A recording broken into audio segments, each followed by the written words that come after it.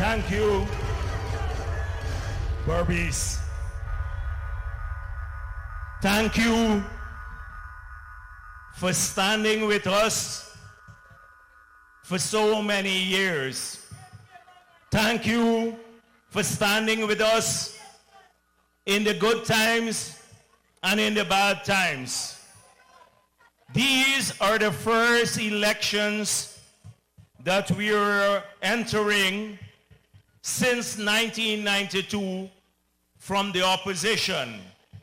Every election in the post-1992 period, we had been in government and we were campaigning for re-election.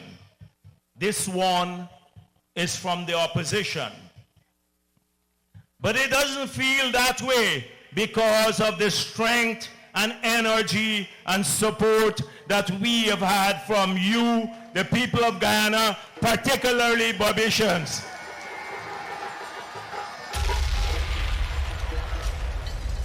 It doesn't feel that way because you knew this day will come once again when we will resume development and we'll take back this country and continue to grow it.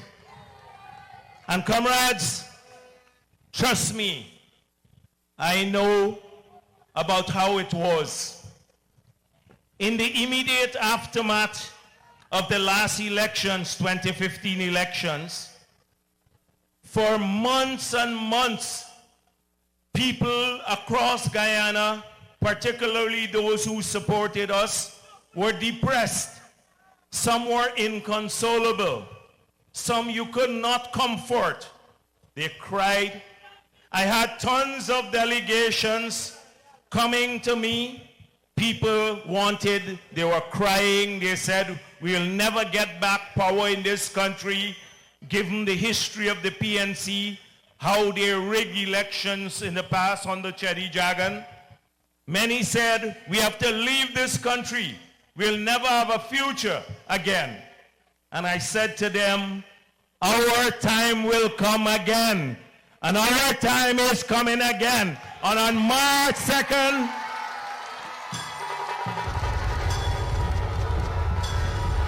the time will come again. I urge them not to lose faith. We knew this administration will be repressive. We knew it will be undemocratic. We knew that they will go back to anti-development policies because of the very nature of their philosophy, their economic philosophy. We knew we would have seen a declining in living standards in this country because they believe in consumption, not accumulation, spending, not building up. This is the old PNC at it. They believe in tearing down bonds of friendship. They believe in partisan behavior. On the other hand, we believe in bringing people together, people of every race, every religion. And that's why we were in office for 23 years. And we knew they were going to self-destruct because you cannot raise 88 taxes by $88 billion per year and squander it on yourselves, on salaries for ministers, $1 million a month. And Nagamutu's pension will be bigger than mine. Remember the last election he used to talk about Jagdeo's pension? That was a prime thing in Berbice. And he has been only a rubber stamp. At least I earned mine as president of Guyana. And they squander it on 44 new vehicles for the president and painting buildings green and took away all the incentives from hard-working people, people who create the wealth for them to splurge on. The miners, thousands of miners lost their jobs because of the taxation. Many people in the forestry industry, they lost their jobs, can't feed their families. And in the agricultural sector, it was a pure, all-out assault on people in rice, but more so in the sugar sector. They just destroyed the lives of so many people without a care, without a conscience. They did it because they simply do not know how to administer a country. They do not realize that you have to save for the rainy day. And at a national level, as well as in the family. That is why the reserves we had, they have run down. We left nearly $1 billion of reserves. They ran it down. They sold out the $20 billion of gold we had, already used it up. They used $10 billion from GGMC we left there. It's bankrupt. It's gone. GGMC is practically bankrupt.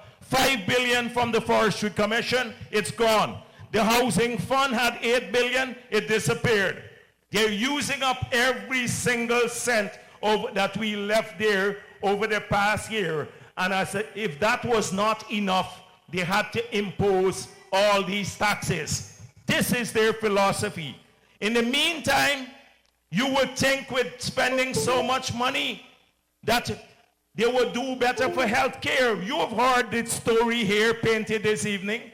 Deteriorating health care, deteriorating education. Crime is on the rise. All the sectors are in trouble. 30,000 people lost jobs. What is it that they have to offer? And as I've been saying elsewhere, when a party is campaigning for re-election, they normally go on the stage and talk about what they did. This party, when it's campaigning at its launch, talks about Jagdeo and the PPP and their finale. They have nothing to talk about their progress that they made because there was none. And they cannot talk about future plans because they have none too. And even if they do have a plan, nobody believes they would implement anything given the strong string of broken promises. You know what they are. In the sugar belt, you were told not only would they not close the industry, but you were told 20% per year. Look at what happened to sugar workers when they increased their salaries by 100% for ministers. 0 for sugar workers in 5 years. Not a single increase apart from taking away 7,000 jobs. Who is going to believe them about anything they say? And so, comrades, this is an untrustworthy government. It cannot talk about its plan, about its future. And let me tell you something, the audacity of their message. Yesterday, Irfan and I were in Moruca. And after that, we had a massive meeting there. And after the meeting, I sat in the pavilion with a very old Amerindian woman. And we were looking down on the field. And in their usual bullish style, they knew we were holding our meeting there. They brought 2 big banners and put the Good Life and Granger's picture next to it. And with the decency and the honesty. And she said to me, look at these people. Only he enjoying the good life. But the audacity of the message. Imagine when you destroy so many families. When you run the most corrupt government in the world now, Granger's government, every single one of these ministers can go to jail, and many will go to jail when the PPP wins office.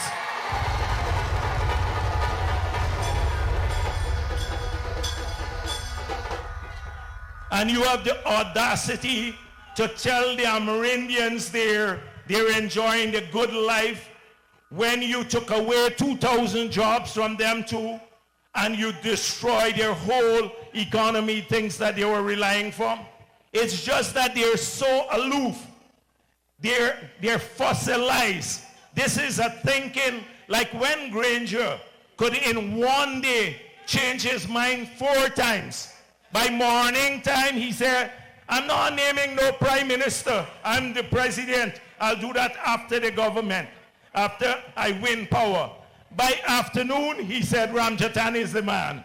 But God, Ramjatan is useless, just as useless as the rubber stamp Nagamotu. Somebody, they had an auction for this rubber stamp and nobody bid on him even. Totally useless ones, but they're gonna crawl around again. Suddenly Ramjatan, after he finished his drink, he go on Dave again. Well, Ramaya is here now. Ramaya see the light too. Ramaya is with the PPP.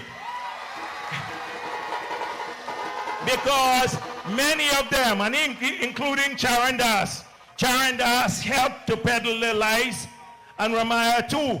But they had a conscience. They had a conscience, and they saw what these people did.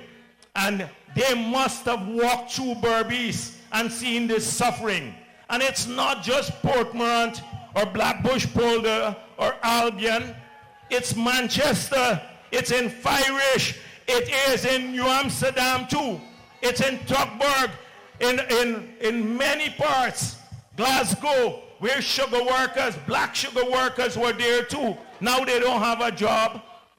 But we speak for all of Guyana. And you know why we can come here and talk about discrimination? Because we never practice it. We have a moral right. And you look at our platform from the day one.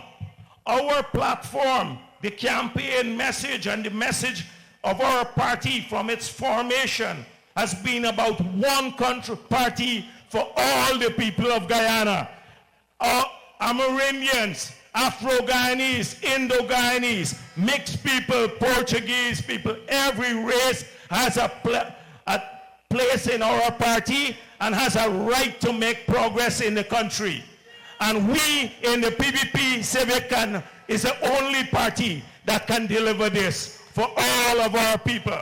And because of that, we will not only win power on March 20th, March 2nd rather, we will stay in power for another 20, 30, 40 years in the future. We will stay in power because our message is unifying. It's a message of development for all the people of country. It's an inclusive message. We'll stay in power because we are incubating. That's one of my jobs as General Secretary of this party. Another generation of leaders. Look at them, young people ready for the future. In our party, we are doing that. At the governmental level, we had young people in the forefront. We are also bringing in people of different races into our party. And you know what? I can come to Albion and say this, that we are a party for everyone. We don't have two messages. When they go to some Afro-Guyanese communities, they sprue the racism, and then when they come to Berbice, they say they love everyone. We have one message for all Guyana, and it can be delivered at any part in this country because we're the People's Progressive Party. This is why we have to move forward. Granger is the weakest leader ever in our history. He doesn't make decisions. He doesn't even read the documents he has. Which leader could say now, look at the people with a straight face, after so much depends on oil and gas, and says he never read the contract. He wants to go to sleep at 8 o'clock in the night. Presidents can't sleep at 8 o'clock in the night. They have work to do. You can't just be cutting ribbons and open arches and landing with helicopter. You have to roll up your sleeve and work. That's the only way this country will make progress.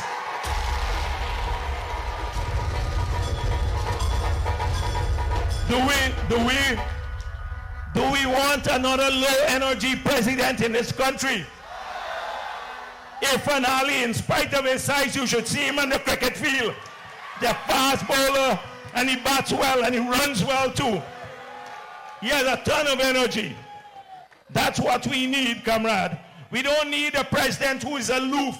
Even his own supporters, he will not stop to take a picture with them. He's coming around now because they have elections. The 4.5 years, they neglected people totally, including in their strongholds. Irfan Ali is not aloof. Or the ordinary person can see him. They can walk with him. He'd stop for a picture. He'll visit them in their communities. And not only at election time. We can't have a president who for 5 years never submitted his statements to the Integrity Commission, who disbanded the Integrity Commission and then talks about he has a clean government, an honest government, when all of the ministers are stealing and we point out, we have evidence, he doesn't see on dishonesty, including in his own office. We have pointed this out. We can't have a president who said, crime has not really increased in this country. He's out of touch with reality of life. He's out of touch. And there is nothing decent about a man who openly defies the rule of law. No matter how often you kneel in church. Because let me tell you one thing. The thing is that no religion in the world would tolerate dishonesty.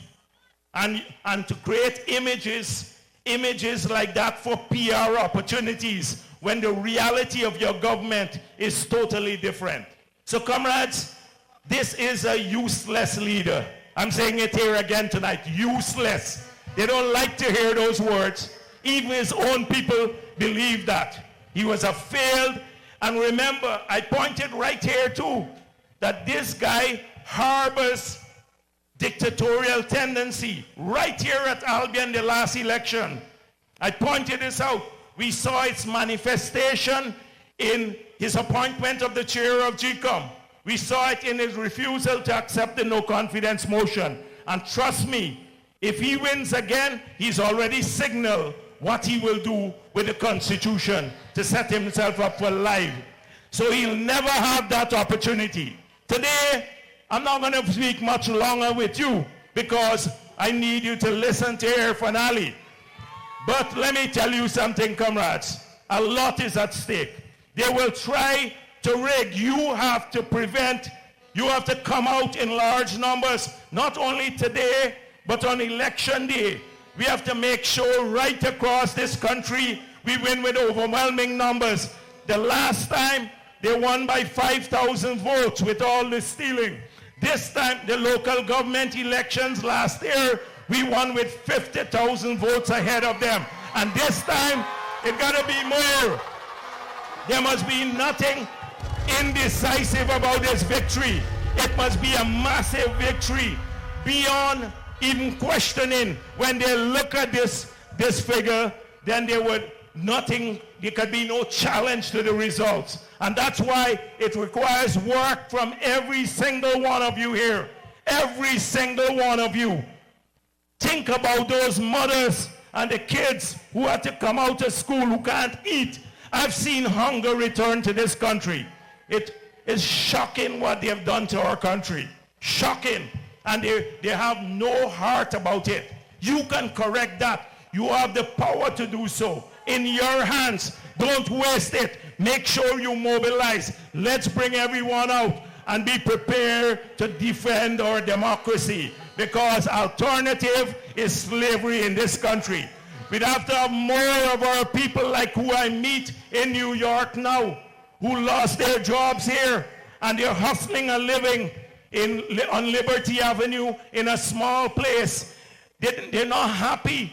They didn't want to do it, but they have to hustle a living there, and some of them illegally too, because they're worried now they'll be deported. Many of them. If they're there for a few months, call every one of your relatives back. Call them abroad and say, come back home and vote. This is a once-in-a-lifetime opportunity. It's freedom at stake here. Make sure you call them. And comrades, trust me. The program we have, you can rest your neck on the block. We will implement it. Every sugar worker in this region We're going to work until you get back a job or get some assistance to get a job. We're pledging that to you. So don't, and not just sugar workers, in the kids in New Amsterdam and everywhere else. And every one of you will benefit from the oil and gas money because it would be properly managed. Not like them trying to steal the first 18 million that we collected. So Berbice, we have to work. From now, we have 50 days remaining. Not a moment of quiet. Every day, every night, you have to give some of your time. Go out, help, put up the flags, talk to people, get ready, eat a bit more so you have reserves. Well, that's hard now in Berbice because we don't have that much food. But we'll get ready for these elections. The party is grateful for your support. We are doing this for all Guyana, for all the people of Guyana. So, comrades, I hope that we will understand this message. Long live the People's Progressive Party. Long live all the people of Guyana.